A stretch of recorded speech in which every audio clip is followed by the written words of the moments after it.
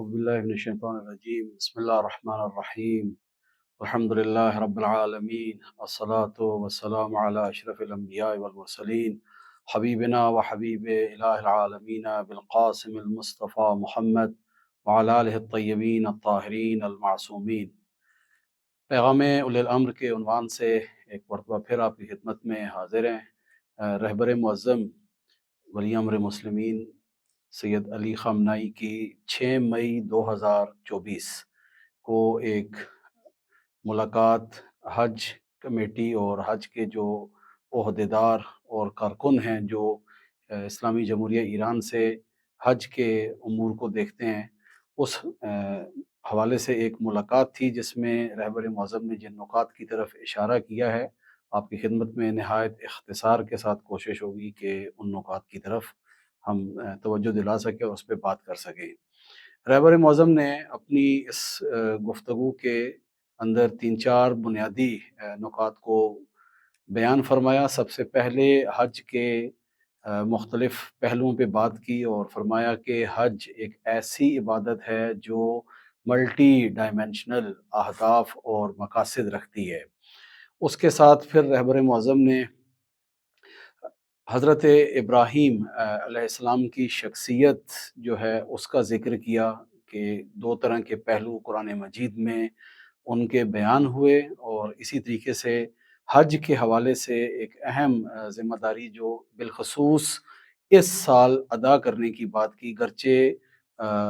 یہ مقصد حج کا قرآن مجید کے اندر ہمیشہ کے لیے اور ہر بار کے حج کے لیے بیان کیا گیا، لیکن فرمایا کہ اس مرتبہ اس مسئلے کو پہلے سے زیادہ اہمیت دینے کی ضرورت ہے۔ سب سے پہلا نقطہ جس کی طرف رہبر معظم نے یہاں پر اشارہ فرمایا وہ ہے حج کے مختلف ابعاد کے حوالے سے بات کی، کہ فرمایا کہ اس حج کے اندر معنوی پہلو بھی انسان کا شامل ہے اور اس حوالے سے بھی انسان استفادہ کر سکتا ہے، اور اس کے ساتھ مادی پہلو بھی انسان کے لیے اس حج سے استفادے کا، جس کو قرآن مجید نے منافع للناس کے عنوان سے ذکر کیا کہ اس حج کے سفر میں انسانوں کے لیے جہاں معنوی اور روحانی فرصت انسان کے پاس میسر آتی ہے، ایسے ہی انسان کے لیے مادی بھی کئی قسم کی فرصتیں اس سفر میں میسر آتی ہیں۔ لیکن رہبر معظم فرماتے ہیں کہ اس حج پہ ایک اور پہلو سے نگاہ کی ضرورت ہے، اور قرآن مجید نے بھی اس کی طرف اشارہ کیا۔ ایک یہ کہ اس حج کے اندر انسان کے باطن اور انسان کے اندرون کا جو پہلو ہے اس کی خودسازی کے حوالے سے بہترین فرصت ہے یہ حج، کہ جو در حقیقت اس معنویت اور اس روحانیت کے حصول کے لیے انسان کو تیار کرتا ہے، جس میں انسان علم، معرفت اور اسی طریقے سے ارادے اور عزم کی جو مضبوطی ہے اسے اس حج کے ذریعے سے حاصل کر سکتا ہے۔ حج کا جو یہ اندرونی پہلو ہے جو رہبر معظم کے مد نظر اس بار کے جو بیانات ہیں اس کے اندر ذکر فرمایا، اس میں فرماتے ہیں کہ اندرونی پہلو جو ہے یہ در حقیقت ایک طرح کا تزکیہ اور خودسازی کی طرف بھی جو رہبر معظم نے ایک اور نگاہ سے وضاحت کی کہ فلسفہ تزکیہ یا جو انسان کے اپنے آپ کو سنوارنے کا جو فلسفہ ہے وہ کیا ہے در حقیقت، کہ انسان جو حقیقی فضائل ہیں، جو خوبیاں ہیں، ان کو کسب کرنے کے لیے، اور جو رذائل ہیں، برے اخلاق اور صفات پر مشتمل چیزیں ہیں، ان سے دوری کے لیے ہر دو کے لیے انسان کو ایک عزم راسخ کی ضرورت ہے، ایک ارادے کی ضرورت ہے، کہ جو ارادہ انسان کو اس خودسازی کے ذریعے سے حاصل ہوتا ہے۔ یہ ایک بڑی اہم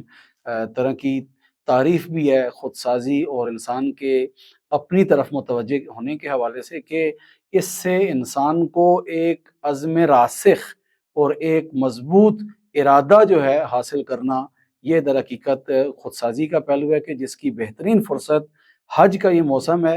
اور اس کے لیے انسان کے پاس ایک نہایت اہم عمل جو اس حج کے ایام میں انجام دینے کی ضرورت ہے، کہ جس کی طرف قرآن مجید کے اندر سورہ ممتحنہ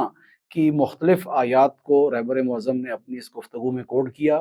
کہ جس کے اندر اللہ تعالیٰ نے حج کے اندر ذکر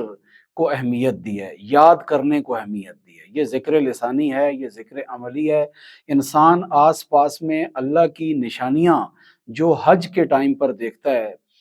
وہ نشانیاں انسان کو اللہ تعالیٰ کی یاد دلائیں، اس کا ذکر کیا گیا ہے۔ اور رہبر معظم نے فرمایا کہ اگر آپ حج کے مختلف اعمال پہ نگاہ ڈالیں تو یہ مختلف اعمال اور اس کے اندر انجام دیے جانے والے افعال در حقیقت اللہ تعالیٰ کی انسان کو یاد دلاتے ہیں۔ اس میں چند ایک آیات کا ذکر ہوا، جس میں ایک آیت فرمایا کہ سورہ بقرہ کی ظاہراً یہ آیت ہے، فرمایا کہ فَإِذَا أَفَضْتُم مِّنْ عَرَفَاتٍ فَاذْكُرُوا اللَّهَ عِندَ الْمَشْعَرِ الْحَرَامِ، کہ جب آپ عرفات سے چلو مشعر الحرام کی جانب، مزدلفہ کی جانب، تو اللہ کی یاد کرو۔ اسی طریقے سے ایک اور جگہ پر فرمایا کہ وَاذْكُرُوا اللَّهَ فِي أَيَّامٍ مَّعْدُودَاتٍ، کہ یہ جو معین دن ہیں حج کے، ان ایام کے اندر اللہ کا ذکر کرو، اللہ کی یاد سے اپنے آپ کو آراستہ کرو۔ اور ایک اور مقام پر فرمایا فَاذْكُرُوا اللَّهَ كَذِكْرِكُمْ آبَاءَكُمْ، کہ جس طرح تم اپنے آباء و اجداد کو یاد کرتے ہو، اسی طرح سے حج کے موقع پر اللہ کو یاد کرو، اللہ کا ذکر کرو۔ اور اسی آیت کا جو تھوڑا سا اگلا حصہ ہے، فرمایا کہ نہ، بلکہ فقط اسی حد تک نہیں کہ جس حد تک اپنے آباء و اجداد کو یاد کرتے ہو، بلکہ اس سے بھی زیادہ تمہیں ضرورت ہے ان ایام کے اندر حج کے موقع پر اللہ تعالیٰ کی یاد کی۔ پس حج کا ایک اہم پہلو انسان کا اپنی معنوی اور روحانیت تربیت کا ہے، اور اس تربیت کے لیے جو ایک اہم عمل حج کے وقت انسان کو انجام دینے کی ضرورت ہے، وہ ہے ذکر الہی، کہ ان ایام کے اندر زیادہ سے زیادہ انسان ذکر الہی میں مشغول ہو۔ یہ ذکر زبانی طور پر ہو سکتا ہے، یہ ذکر ارد گرد میں جو یہ نشانیاں ہے، انسان کا قربانی کرنا، انسان کا صفا و مروہ کے درمیان سعی کرنا، انسان کا شیطان کو کنکریاں مارنا، یا جتنے بھی دیگر اعمال اور افعال ہیں، یہ تمام کے تمام اعمال اور افعال در حقیقت انسان کے لیے ذکر اور یاد دہانی کا پہلو ہے، کہ انسان مثلاً جب صفا و مروہ کے درمیان سعی کر رہا ہو، ایک تیز انداز کے اندر دوڑ رہا ہو، تو یہ انسان کو کس چیز کی یاد دلائے؟ حضرت حاجر کی یاد دلائے۔ انسان جب قربانی کرنے لگے تو فقط یہ دمبے کی قربانی نہیں ہے، فقط یہ اللہ کے راستے میں خون بہانا نہیں ہے کسی حیوان کا، بلکہ انسان یہاں پر یاد کرے کہ کس طرح سے اللہ تعالیٰ کے مقابلے میں اپنی خواہشات کی قربانی کرنی ہے، اپنے آپ سے انسان نے، اپنی منیت سے، اپنے آپ میں محصور ہونے سے انسان نے نکلنا ہے اور اس کی قربانی کرنی ہے۔ اور بھی جو دیگر امور اس درمیان میں انجام دینے ہیں، یہ سب کے سب یاد الہی سے معمور قسم کے جو ہے وہ افعال ہیں۔ یہ حج کا ایک اہم اور برجستہ پہلو ہے جس کی طرف رہبر معظم نے توجہ دلائی۔ اور دوسرا اہم پہلو اس حج کا سیاسی اور اجتماعی پہلو ہے، کہ جس کا تعلق انسان کی سماجی سیاسی زندگی سے ہے، اور اس کو بھی قرآن مجید نے ذکر کیا۔ اس سے پہلے میں ایک نقطے کی طرف مزید اشارہ کرتا چلوں، جو رہبر معظم نے بھی اپنی اس گفتگو کی طرف اس کو بھی بیان فرمایا، وہ یہ کہ اس ذکر کا جو مقصد ہے، اس یاد کا جو مقصد ہے، انسان کو فلاح اور نجاح کے مقام تک پہنچانا ہے، انسان کو رستگاری اور کامیابی کے مرحلے تک پہنچانا ہے، کہ جو قرآن مجید میں بھی ذکر ہوا کہ فَاذْكُرُوا اللَّهَ كَثِيرًا لَعَلَّكُمْ تُفْلِحُونَ، کہ کثرت سے اللہ تعالیٰ کو یاد کرو، شاید کہ تم فلاح پا جاؤ، شاید کہ تم رستگار ہو جاؤ اور کامیاب و کامران ہو جاؤ۔ بس ایسا ذکر حج کے وقت کارآمد ہے اور نتیجہ خیز ہے، کہ جو انسان کو اہداف کے قریب کر رہا ہو، انسان کو جو اس کا حقیقی ہدف ہے اس کے نزدیک اگر پہنچا رہا ہے، تو یہ ذکر وہی ذکر ہے کہ جو اس انسان کے لیے مایہ حیات ہے، اور اس حج کا ایک اہم ہدف بھی انسان کو ایسا موقع فراہم کرنا ہے کہ جس سے انسان ذاکر بن پائے، یعنی انسان جس چیز کی طرف بھی اس حج میں توجہ کرے، اعمال انجام دے، وہ انسان کے لیے تذکر، یاد دہانی اور اللہ کی یاد کا پہلو قرار پائے۔ دوسرا اہم ہدف اور نقطہ جو حج کے اندر پایا جاتا ہے، اور رہبر معظم نے اپنی 6 مئی 2024 کی اس ملاقات کے اندر بھی جس کا اشارہ کیا، وہ ہے حج کا اجتماعی پہلو، سیاسی پہلو، کہ جس کو ایک کلمے میں اگر ہم خلاصہ کریں تو وہ ہے دنیا کے گوش و کنار سے آنے والے مسلمان جو مختلف بر اعظموں سے ایک نقطے پر معین ایام کے اندر، معین اوقات کے اندر جمع ہوتے ہیں، ان کے فقط جسموں کا اکٹھ نہ ہو بلکہ ان کے درمیان ایک حقیقی وحدت، ایک اخوت، ایک یکپارچگی جو ہے ان کے اندر ایجاد ہونا، یہ ایک اہم پہلو ہے حج کا، کہ جس کی طرف رہبر معظم نے توجہ دلائی۔ اور آپ یہ دیکھیں کہ احرام کا سفید ہونا اور ایک ہی جیسا سب کا یونیفارم ہونا، چاہے کوئی بر اعظم افریقہ سے آ رہا ہے یا بر اعظم ایشیا سے آ رہا ہے یا کسی بھی اور جگہ سے، ہر انسان کو حکم ہے کہ آپ نے سفید لباس کے اندر آنا ہے، سب کا لباس ایک جیسا۔ یہ ایک جیسا یونیفارم ہونا در حقیقت ظاہری طور پر بھی اس چیز کی علامت ہے اور توجہ دلائی جا رہی ہے کہ تم سب ایک ہی دکھے جاؤ۔ کوئی یہاں پر افریقی، کوئی پاکستانی، کوئی بنگلہ دیشی، کوئی ایرانی، کوئی کسی اور ملک کا نہ دیکھا جائے، بلکہ یہاں تم امت کے ہونے کا جو تصور ہے اس کی مجسم تصویر اس فضا کے اندر بن سکو۔ اس فضا میں کرنا کیا ہے؟ یہ وہ جگہ ہے کہ جہاں پر مسلمان جب حج کے سفر کے اندر ولو صفا و مروہ کے اندر ہیں، خود مقام ابراہیم کے پاس ہیں یا دیگر مقامات پر موجود ہیں، ان تمام جگہوں پر انہیں ایک دوسرے کے واقعہ نہ فقط جسمانی طور پر نزدیک ہونا ہے بلکہ اہداف میں نزدیک ہونا ہے۔ ان کے درمیان گفتگو کی فضا ہونی چاہیے۔ جو بندہ افریقہ سے اٹھ کے آ رہا ہے وہ بتائے کہ براعظم افریقہ پہ کیا چل رہا ہے، جو مغربی ایشیا سے آ رہا ہے، جنوبی ایشیا سے آ رہا ہے، یہ افراد اپنے اپنے ملکوں کی صورتحال، وہاں پر جو اس وقت صورتحال موجود ہے اس سے دوسرے مسلمانوں کو آگاہ کریں اور ان کے درمیان اس طرح کا تعلق ہو۔ اگر آپ دیکھیں تو اس وقت اس چیز کا نہایت ہی بنیادی فقدان ہے کہ کوئی ایسا پلیٹ فارم، باوجود اس کے کہ حج خود ایک بہت بڑا پلیٹ فارم ہے کہ جہاں پر یہ لوگ اکٹھے ہوتے ہیں، وہاں پہ ایک امت کی سطح پر ایسی کانفرنسز کا اہتمام کہ جس کے اندر مختلف جو امت مسلمہ کے درد ہیں، جو مشترکہ درد ہیں، انہیں بیان کیا جائے، ان پر آپس میں بات چیت ہو، اس کے رائے حل کے اوپر بات ہو کہ کل اگر کسی بھی ایک جگہ پر مسلمان ظلم اور بربریت کا نشانہ بنتے ہیں تو دوسرے مسلمان ان کی نسبت بے حس نہ ہوں، ان کی نسبت غافل نہ ہوں۔ رہبر معظم فرماتے ہیں کہ یہ اکٹھے ہوں، ہم دیگر را بے شناسن، ایک دوسرے کو پہچانیں۔ خالی پہچانا یہ نہیں ہے دور سے دیکھے کہ ہاں یہ افریقی ہے، ہاں یہ فلان جگہ سے آیا، یہ فلان جگہ سے ہے، نہ،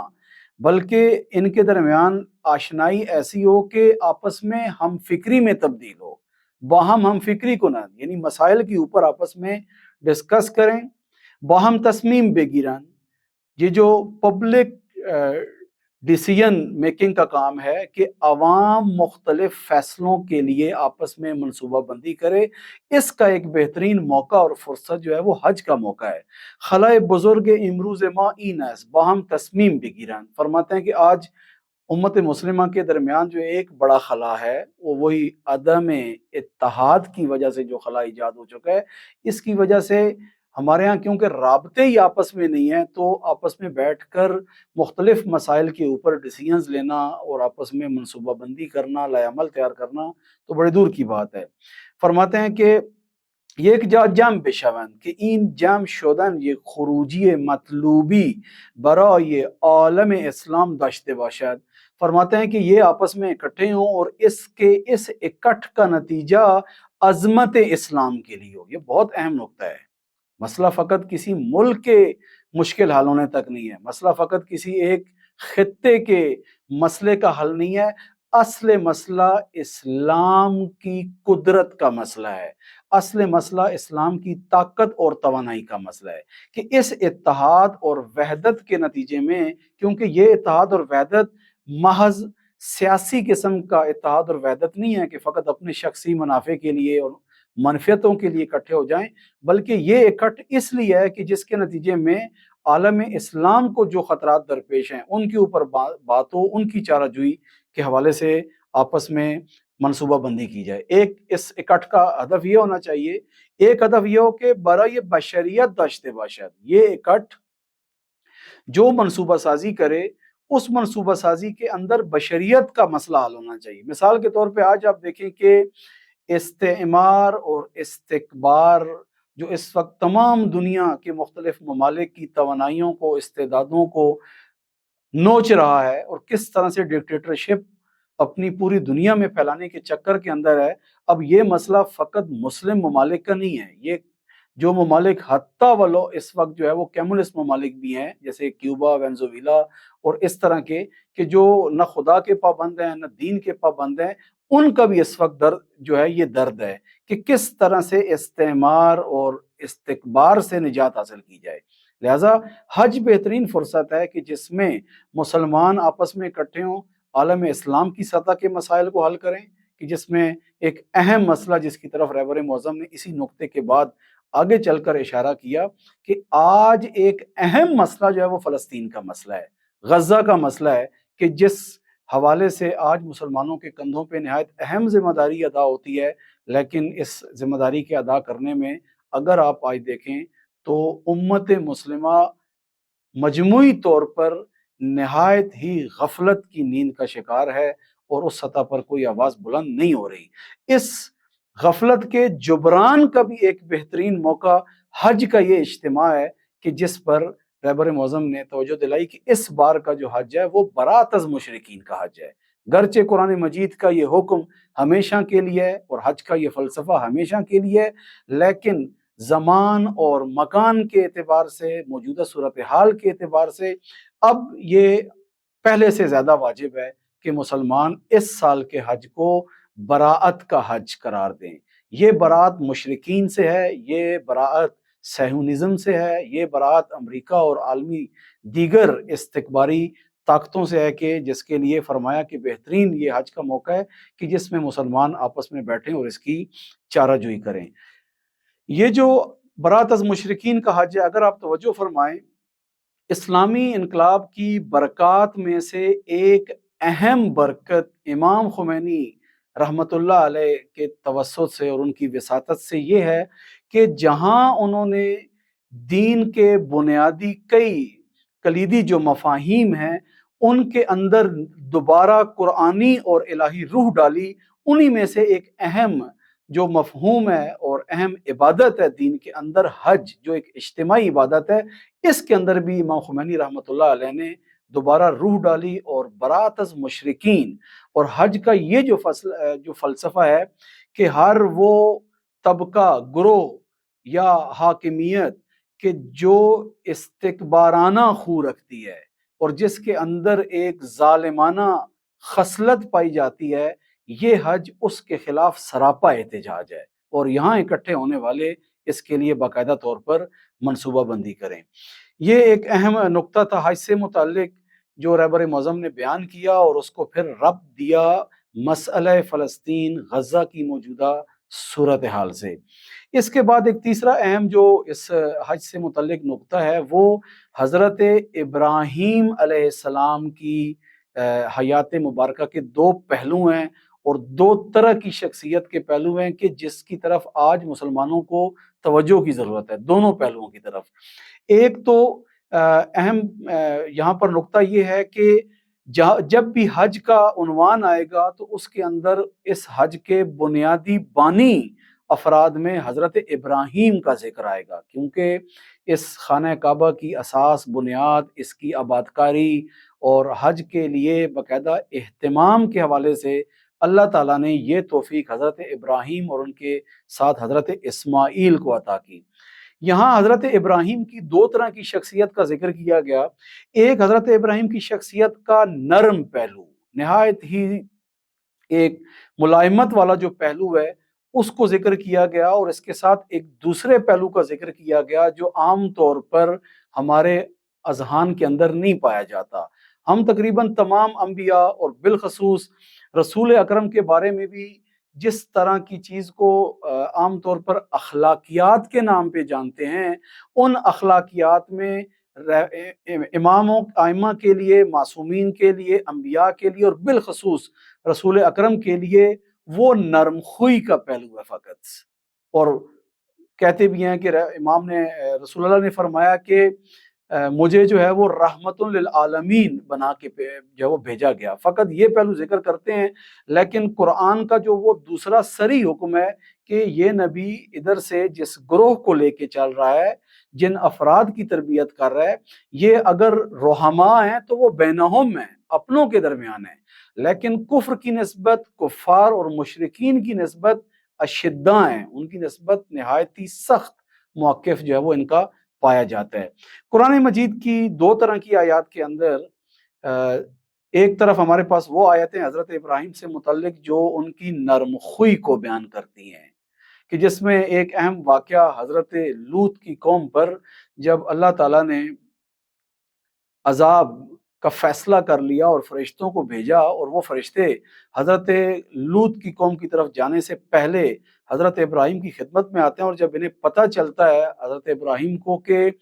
ان کا یہ اللہ کی طرف سے منصوبہ ہے اور یہ اس کو جا کے تباہ کرنا چاہتے ہیں، عذاب نازل ہونا چاہ رہا ہے ان پہ، تو یہاں قرآن مجید نے جو اصطلاح استعمال کی یجادلنا فی قوم لوط، وہاں پر حضرت ابراہیم نے کوشش کی کہ وساطت کریں، درمیان میں واسطہ بنیں اور کسی طریقے سے یہ عذاب جو ہے وہ اس قوم کے اوپر ٹل جائے۔ اور ایک اور مقام پر ہے کہ حضرت ابراہیم نے فرماتے ہیں کہ فمن تبعنی فانہ منی، خدا جو بندہ میری اتباع کرتا ہے، یعنی اس خط ابراہیم پہ چلتا ہے، تو پروردگارہ یہ تو میرے خط کی اتباع کر رہا ہے، یہ تو میرے راستے کی اتباع کر رہا ہے، اور ومن عصانی فانک غفور الرحیم، لیکن پروردگارہ جو میری بات نہیں سنتا، عصیان کرتا ہے، تو پروردگارہ تیری ذات خود غفور اور رحیم ہے۔ ایک یہ چہرہ ہے جو حضرت ابراہیم کا قرآن مجید نے پیش کیا، اور حج کے ایام کے اندر یہ پہلو بھی ہمارے مد نظر حضرت ابراہیم کا رہنا چاہیے، لیکن اس کے ساتھ قرآن مجید نے ایک اور پہلو کی طرف بھی اشارہ فرمایا ہے، اور وہ ہے کہ قد قانت لکم اسوۃ حسنہ فی ابراہیم، کہ تمہارے لیے حضرت ابراہیم کی شخصیت میں ایک بہترین اسوہ پایا جاتا ہے، تمہارے لیے یہ شخصیت رول ماڈل ہے۔ والذین معہ، حضرت ابراہیم بھی اور جو ان کے پیروکار ہیں دونوں تمہارے لیے ایک اسوہ عمل کی حیثیت رکھتے ہیں۔ اذ قالوا لقومہم، کہ جب انہوں نے اپنی قوم سے کہا انا براء منکم۔ اب دیکھیں یہاں حضرت ابراہیم کا ایک دوسرا چہرہ پیش کیا جا رہا ہے